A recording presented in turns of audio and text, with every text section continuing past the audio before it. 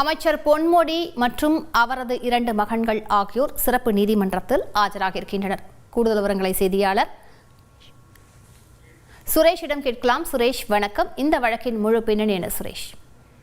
வணக்கம். கடந்த 2006ஆம் ஆண்டு முதல் 2011ஆம் ஆண்டு வரைக்கும் திமுக ஆட்சியில் உயர்கல்வி மற்றும் கனிம வளங்கள் சுரங்கங்கள் துறை அமைச்சராக இருந்த பொன்முடி பதவி வகித்த போது விழுப்புரம் மாவட்டத்தில் அனுமதிக்கப்பட்ட அளவை விட அதிக அளவில் செம்மண் வெட்டி எடுத்ததன் மூலமாக அரசுக்கு 28 கோடி ரூபாய் இழப்பை ஏற்படுத்தியதாக வழக்கு பதிவு செய்யப்பட்டுள்ளது.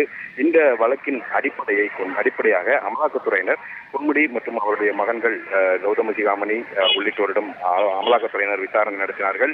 இதன் தொடர்ச்சியாக இந்த செம்மண் முறைகேடு தொடர்பாக கிடைத்த அந்த பெருந்தொகையானது ஹவாலா பரிவர்த்தனை மூலமாக வெளிநாடுகளில் நிறுவனங்களில் முதலீடு செய்யப்பட்டுள்ளதாக கூறி சட்டவிரோத பணப்பரிமாற்ற தடை சட்டத்தின் கீழ் அமலாக்கத்துறை வழக்கு பதிவு செய்திருந்தது.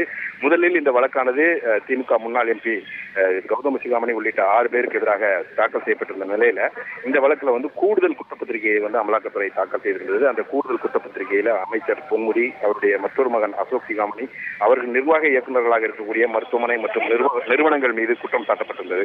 இந்த கூடுதல் குற்றப்பத்திரிகையை கோப்புக்கு எடுத்துக்கொண்ட சிறப்பு நீதிமன்றம், சிபிஐ சிறப்பு நீதிமன்றம் வழக்கு விசாரணைக்காக நேரில் ஆஜராகும்படி பொன்முடி உள்ளிட்டோருக்கு உத்தரவிட்டிருந்தது. அதன் அடிப்படையில் பொன்முடி இன்றைக்கு நீதிமன்றத்தில் ஆஜரானார். அவருடன் அவருடைய 2 மகன்களும் நீதிமன்றத்தில் ஆஜராகியிருந்தார்கள். அமைச்சராக இருப்பதனால தனக்கு அடுத்த விசாரணைகளில் ஆஜராவதிலிருந்து விலக்களிக்க வேண்டும் என்ற கோரிக்கையுடன் பொன்முடி தரப்பில் மனு தாக்கல் செய்யப்பட்டது. இந்த மனுவுக்கு பதில் மனு தாக்கல் செய்வதாக அமலாக்கத்துறை தரப்பில் ஆஜரான வழக்கறிஞர் ரமேஷ் தெரிவித்தார். இதன் தொடர்ந்து இந்த மனுவுக்கு பதிலளிக்கும்படி அமலாக்கத்துறைக்கு உத்தரவிட்ட நீதிபதி இந்த வழக்கில் இன்றைக்கு அவர்கள் ஆஜராகி இருப்பதை தொடர்ந்து பிணை பத்திரம் தாக்கல் செய்வதற்காக விசாரணையை பிற்பகலுக்கு தள்ளி வைத்திருக்கிறார்.